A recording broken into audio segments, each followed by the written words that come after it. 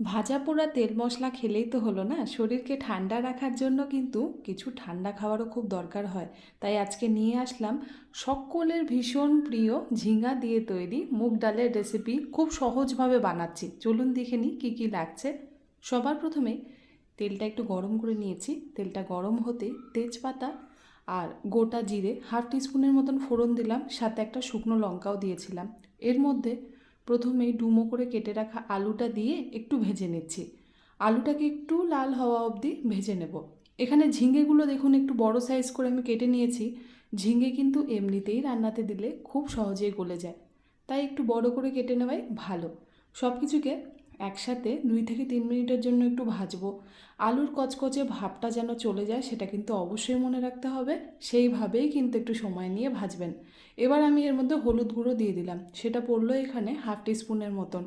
হলুদ গুঁড়ো দিয়ে ঝিঙে আর আলুটাকে একটু ভালো মতন এখানে কিন্তু আমি ভাজা ভাজা করে নিচ্ছি। দেখুন এখানে কিন্তু বেশ সুন্দর একটা রং চলে এসছে আলুগুলোতে, দেখেই বোঝা যাচ্ছে আলুগুলো কিন্তু বেশ সুন্দর ভাজা হয়ে গিয়েছে। এবার যেটা করব, আলু আর ঝিঙেটা আর এর থেকে বেশি ভাজবো না। এর মধ্যে আমি মুগ ডাল দিয়ে দিচ্ছি। মুগ ডালটা অবশ্যই যার যতটুকু প্রয়োজন ততটুকুই ব্যবহার করবেন। আমি হাফ কাপের কম এখানে ব্যবহার করেছি। বলে রাখি, আগে ডালগুলোকে ভালো মতন ভিজিয়ে নিয়ে পরিষ্কার করে তারপর কিন্তু ডালটাকে আমি 10 মিনিটের জন্য ভিজিয়েও রেখেছিলাম। মুগ ডাল শুকনো খোলায় ভেজে নিলে পরে গ্যাস অম্বলের সমস্যাগুলো চলে যায়, কিন্তু এভাবে যদি গরম জলের মধ্যে 10 মিনিটের জন্য রান্না করার আগে মুগ ডালটা একটু ভিজিয়ে রাখেন, তবেও কিন্তু গলা জ্বালা বা যাদেরই মুগ ডাল খেলে কোনো অসুবিধা হয় সেটাও হয় না। তো আমি সেটাই করেছিলাম, এতে করে ডালটা বেশ নরমও হয়ে গিয়েছিল। মনে রাখবেন, গরম জলে 10 মিনিটের জন্য মুগ ডালটাকে ভিজিয়ে দিলে ভালো হয়। এবার আমি এর মধ্যে জিরার গুঁড়ো দিয়ে দিলাম, সেটা পড়ছে এখানে 1 টেবিল চামচ। কাশ্মীরি লাল লঙ্কার গুঁড়ো দিলাম হাফ টেবিল চামচ, আর একটা চিড়ে রাখা কাঁচা লঙ্কা। এই ডালটা কিন্তু খুব বেশি একটা ঝাল হয় না, তবে সব সময় যেটা আমি বলে থাকি, ঝালটা অবশ্যই নিজেদের পছন্দ অনুযায়ী কিন্তু আপনারা দেবেন।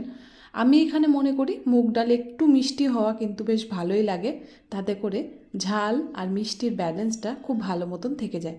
এখানে দেখুন ডালটা একটু ভাজা করে নিতে গিয়ে দেখেই মনে হচ্ছে ডালটা একটু নিচ থেকে লেগে গিয়েছে হয়তোবা, কিন্তু এতে চিন্তার কোনো কারণ নেই। শুধু ধ্যান রাখতে হবে মুগ ডাল যেন কোনো মতেই না পড়ে। এবার আমি এখানে আদা কিন্তু একটু থেতো করে নিয়েছি। আদাটা আমি কিন্তু গ্রেট করিনি, সামান্য একটু হামলদিস্তা দিয়েই থেতো করে নিয়েছি।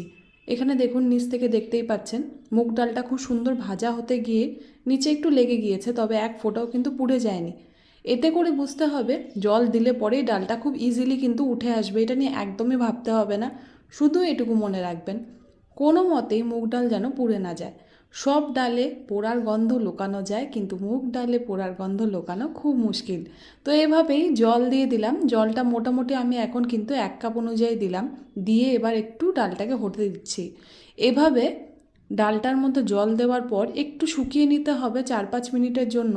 দেখুন এভাবে যখন ডালটা টেনে যাচ্ছে একটু চেক করে নেবেন আলুগুলো ভালো মতন সেদ্ধ হয়েছে কিনা। আর ঝিঙের কথা কি বলবো, ঝিঙে তো ভীষণই নরম একটা সবজি, এর সেদ্ধ হতে বেশিক্ষণ লাগে না। এখানে আমি দেখে নিলাম ডালটা বেশ মোটামুটি সেদ্ধ হয়ে গিয়েছে। এবার আমি এই পর্যায়ে আমার মনে হলো একটু লবণটা কম, সেই জন্য আমি লবণটা অ্যাড করলাম। তার সাথে সাথে আমি এখানে ঘি দিয়ে দিচ্ছি 1 টেবিল চামচের মতন। আর দিলাম এখানে হিং। হিং পাউডার দিচ্ছি সামান্য একটু পরিমাণে, তবে অনেকেই হিঙের গন্ধটা পছন্দ করেন না, তারা কিন্তু অ্যাভয়েড করতে পারেন। এবার সব কিছু একসাথে দিয়ে মিলিয়ে নিলাম। আর একটা কথা এখানে বলে রাখি, হিং আর ঘি একসাথেই কিন্তু দেওয়ার চেষ্টা করবেন। এবার সব কিছু একসাথে কষিয়ে নিয়ে আবারও একটু জল দিচ্ছি। যেহেতু আমার মনে হলো ডালগুলো একটু গোটা গোটা রয়ে গেছে, সেহেতু আবারও 3-4 মিনিটের জন্য একটু ফুটিয়ে নিচ্ছি। এতে করে কিন্তু ডালটা বেশ সুন্দর মসৃণ হয়ে যাবে। আর মুগ ডাল যেহেতু, তাই দানা দানা থাকলে কিন্তু খেতে ভালো লাগে না। এখানে দেখুন 3-4 মিনিট ফুটিয়ে নিতে কত সুন্দর একটা রং চলে এসছে। এই ডালটা গরমকালে কিন্তু শরীর খুব ঠান্ডা করে, পেটও খুব ঠান্ডা করে। গরমের মধ্যে 1 বাটি যদি ভাতের সাথে এই ডালটা পাওয়া যায়, তবে কিন্তু শরীরের জন্যও ভালো আর খেতেও বেশ মুখরোচক লাগে। এবার আমি এখানটায় দিয়ে দিচ্ছি চিনি।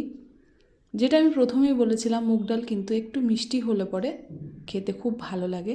আর কাঁচা লঙ্কা আদা বাটার জন্য একটা ঝাঁজ তো রয়েই গিয়েছে শেষের দিকে, যদি পারেন তবে চিনিটা দেওয়ার চেষ্টা করবেন।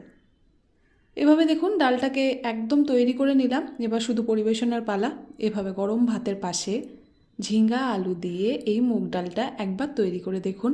আশা করি বাড়ির সকলের খুব পছন্দ হবে, আপনাদেরও খেয়ে কিন্তু খুব ভালো লাগবে। কিছু কিছু রান্না থাকে যেগুলো কিন্তু বাঙালির অতি প্রাচীন রান্না, আর যতই আমরা বাইরে নানান বিরিয়ানি পোলাও নানান জিনিস খেয়েই থাকি, কিন্তু এই রান্নাগুলোর কিন্তু সত্যিই তুলনা হয় না। ডেলিকার রান্না বা রোজকার রান্নার জন্য এরকম ডাল ভাতের পাশে খুব ভালো লাগে, একবার বানিয়ে দেখতে পারেন।